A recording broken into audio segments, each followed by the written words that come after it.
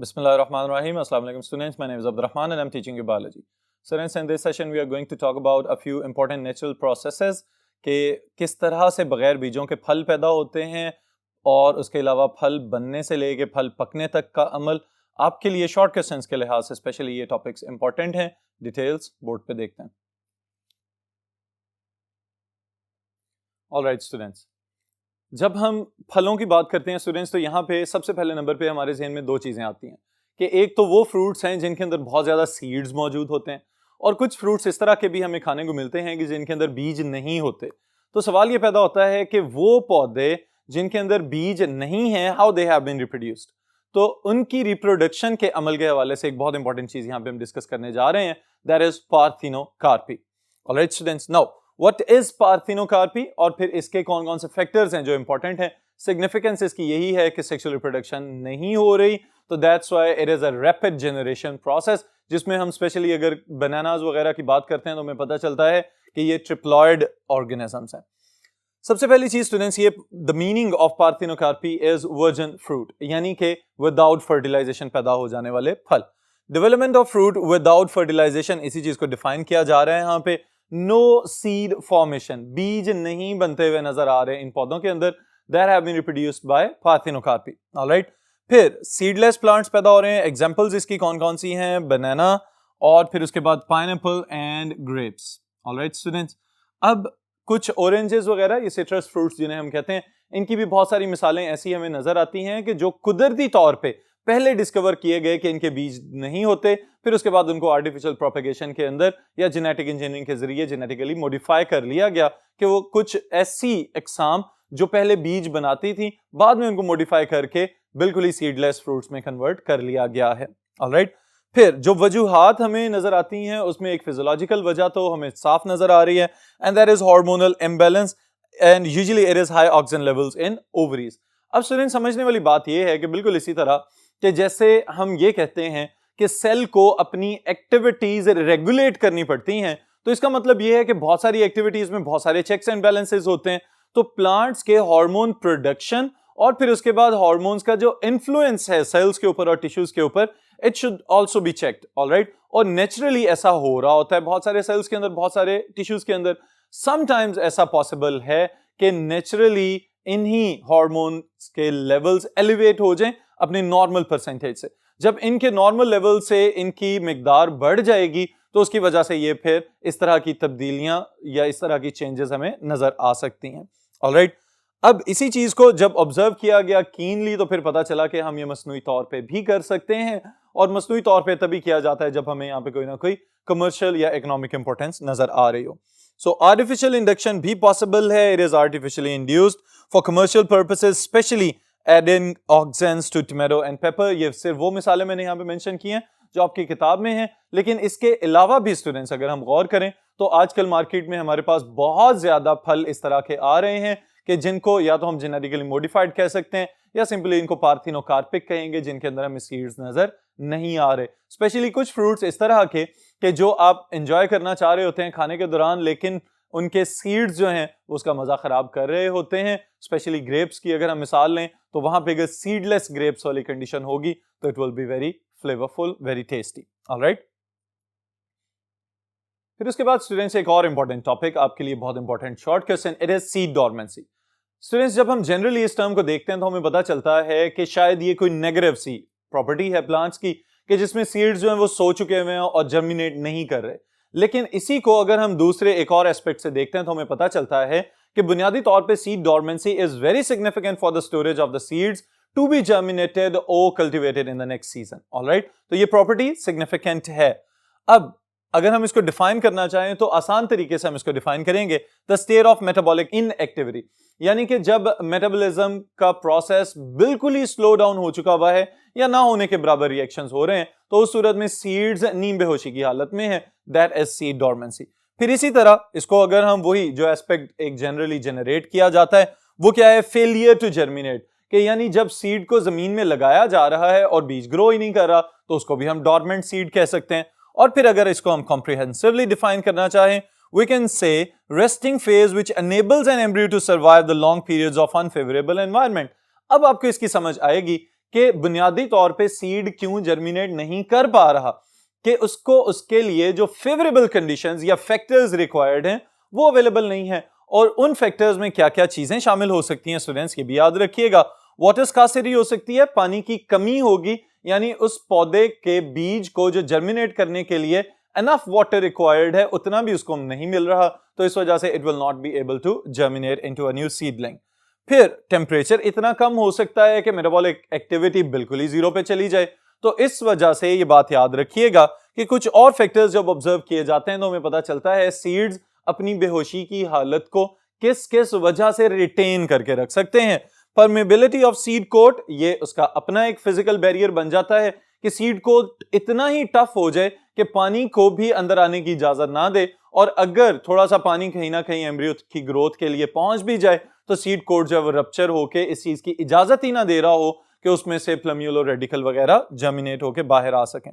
Then is the immaturity of embryo, के अभी embryo खुद ही इस काबिल नहीं हो सका कि वो फेवरेबल कंडीशंस को प्रॉपर्ली डिटेक्ट करे और जर्मिनेट कर सके। और फिर chemical inhibitors with in the plant भी हो सकते हैं, विद इन द सीड भी हो सकते हैं, और साथ ही साथ हम ये भी कह सकते हैं कि सराउंडिंग एनवायरनमेंट में कुछ पॉइजनस केमिकल्स या फर्टिलाइजर्स या पोल्यूटेंट एफ्लुएंट्स वगैरह भी मौजूद होंगे जो कि उसकी इस जर्मिनेटिंग एक्टिविटी को इनहिबिट कर रहे हैं ताकि एंजाइमेटिक रिएक्शंस को रोका जा सके। ऑलराइट स्टूडेंट्स, फिर सिग्निफिकेंस की जब हम बात करते हैं तो एक बहुत अच्छी चीज आपकी किताब में मेंशन की गई है, और वो क्या है कि बाज़ औक़ात डोरमेंसी का इतना भरपूर फायदा ये पौधे उठा लेते हैं कि इनके जो सीड्स हैं अगर उनको किसी जगह पे अनफेवरेबल कंडीशंस अवेलेबल हैं तो वो तो बेहोशी की हालत में रहेंगे, लेकिन अगर टेम्परेरी फेवरेबल कंडीशंस मिलें, जैसे कि यहां पे मेंशन किया गया है कि warm spell with in the winters, यानी सर्दियों में भी अगर थोड़ा दर्जा हरारत बढ़ जाए तो ऐसा नहीं होगा कि सीड्स जो हैं वो फौरी तौर पे जर्मिनेट करना शुरू हो जाएं,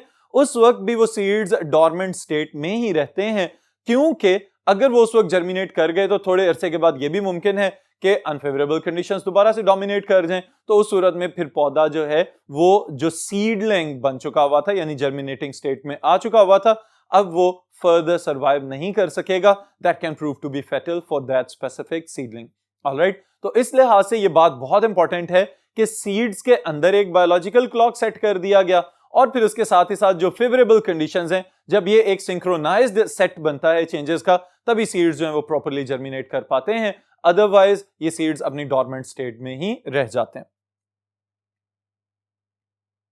Then students, we will talk about the fruit set and fruit ripening, यानी कि फल का बनना और फिर उसके बाद फल का पकना, ये दो अलग-अलग से प्रॉपर्टीज हैं जो प्लांट्स की रिप्रोडक्शन के लिहाज से बहुत ही ज्यादा इंपॉर्टेंट है। पहली बात जो हम यहां पे डिस्कस करेंगे, इट इज फ्रूट सेट, फल का लगना। अब फल के लगने से क्या मुराद है कि बुनियादी तौर पे स्टूडेंट्स अगर आपको फ्लावर का स्ट्रक्चर याद हो तो हम वहां पे पढ़ चुके हुए हैं sepals, petals, then is stamen and carpel. जो स्टेमन एंड कार्पल हैं ये एसेंशियल पार्ट्स हैं, रिप्रोडक्टिव पार्ट्स हैं उस फ्लावर के, और जो ओवरी वाला हिस्सा है it will be the fruit in future. जैसे ही ओवरी पक जाए तो फिर वो कन्वर्ट हो जाती है इनटू द फ्रूट। अब ये वाली चीज समझने से ताल्लुक रखती है कि ओवरी के अंदर कौन सी ऐसी चीज थी जिसने स्टिमुलेट किया कि भाई अब आपका फ्रूट में कन्वर्ट होने का टाइम हो चुका हुआ है। तो वो जो फ्रूट में कन्वर्जन का टाइम है, it starts with the germination of the pollen grain when it falls on the stigma. Alright, जैसे ही पोलन ग्रेन आके स्टिग्मा के ऊपर गिरेगा तो उसने फौरी तौर पे क्या करना है,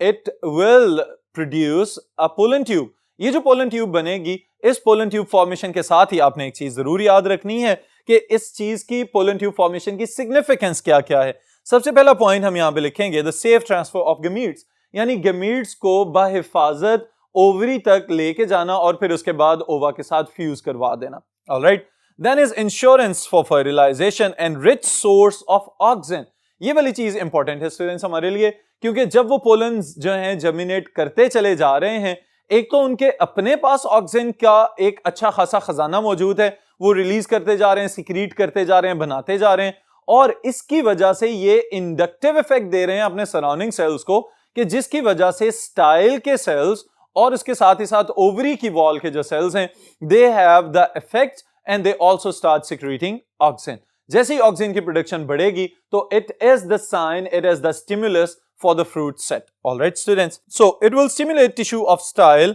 and ovary to produce more oxygens. Then it is important for retention of ovary. यानी कि style और ovary की wall के अंदर oxygens के level का बढ़ जाना, ये बहुत ही ज्यादा इंपॉर्टेंट फीचर हमें नजर आता है कि यहीं से आगाज होगा कि प्लांट ओवरी को अब रिटेन करके रखे, because now it has to transform into the fruit. बाज़ औक़ात अगर प्रॉपर पॉलिनेशन वगैरह नहीं हो रही, सक्सेसफुल फर्टिलाइजेशन वगैरह नहीं हुई, तो ये भी देखा गया है कि पेटल्स वगैरह की एब्सेशन हो जाती है, फ्लावर्स की एब्सेशन हो जाती है,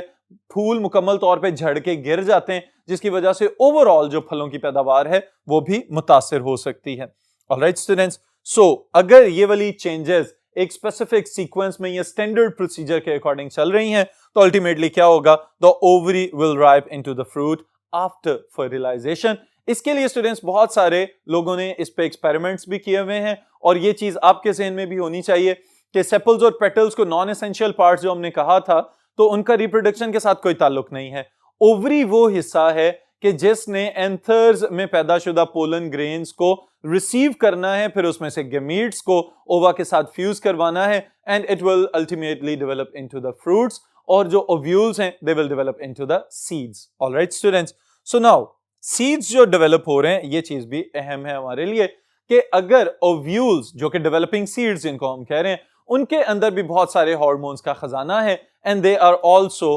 गुड रिजर्वॉयर्स और the sources of auxins, gibberellins and cytokinins. Indole acetic acid या जिब्रेलिक एसिड जिन्हें हम कहते हैं, ये हार्मोन्स भी फ्रूट की ग्रोथ को प्रमोट करेंगे, और फ्रूट की ग्रोथ को प्रमोट करने का मतलब ये है कि आपके लिए खुराक का एक जबरदस्त जरिया पैदा कर देना। ऑलराइट स्टूडेंट्स, फिर इसके साथ ये चीज हमारे लिए काबिल गौर है कि जैसे ही फल लगता चला जा रहा है, शुरू में तो हमें जो भी कच्चा फल नजर आता है वो ग्रीन कलर का है, फोटोसिंथेसिस भी हो रही है, वो सिंक भी बना हुआ है कि बाकी जितने पार्ट्स ऑफ द प्लांट्स के अंदर फोटोसिंथेसिस चल रही है, वो भी अपना प्रोडक्ट सारे का सारा यहाँ पे लाके डंप कर रहे हैं, ताकि आपको मीठे किस्म का फल मिले, जिसके अंदर रिजर्व्स के तौर पे पहले से कार्बोहाइड्रेट्स वगैरह स्टोर किए जा चुके हों। अब उसके बाद अहम चीज ये है कि हमारे खाने के काबिल फल तब होता है जब वो पक चुका हो। तो हमें यह भी पता होना चाहिए कि फ्रूट राइपनिंग के लिए कौन कौन से फैक्टर्स इंपॉर्टेंट है।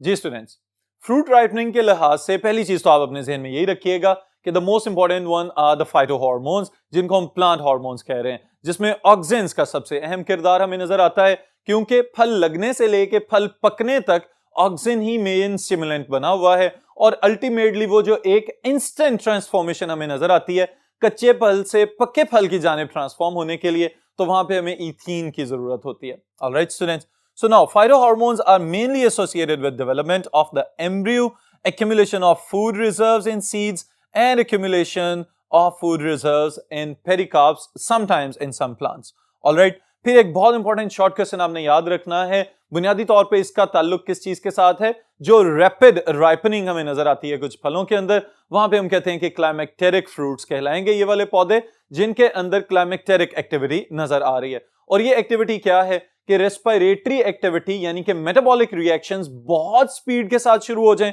और उसके साथ ही साथ क्या हो कि इथीन की प्रोडक्शन में बेतहाशा इजाफा हो जाए, जिसकी वजह से आपको ग्रीन पिगमेंट्स जो हैं वो दूसरे क्रोमोप्लास्ट में कन्वर्ट होते हुए नजर आएंगे, जो इस बात की निशानी है कि अब ये फल पक चुका हुआ है, और अब इसको कोई भी हर्बीवोर या कोई भी ओमनीवोर आराम से कंज्यूम कर सकता है। ऑलराइट स्टूडेंट्स, तो इसको डिफाइन कर रहा हूं मैं आपके लिए। Fruit ripening is accompanied by the burst of respiratory activity called climacteric and it is associated with ethane, आपकी बुक में मेंशन किया गया है, बुनियादी तौर पे ethene production and high metabolic rates. Alright students, तो यूं फल पक के आप तक पहुंच रहे हैं और आप उनको फिर एंजॉय कर रहे हैं। यहीं पे आज के सेशन का इख्तिताम कर रहे हैं, फिर इंशाल्लाह नेक्स्ट सेशन में नेक्स्ट टॉपिक के साथ मुलाकात होगी।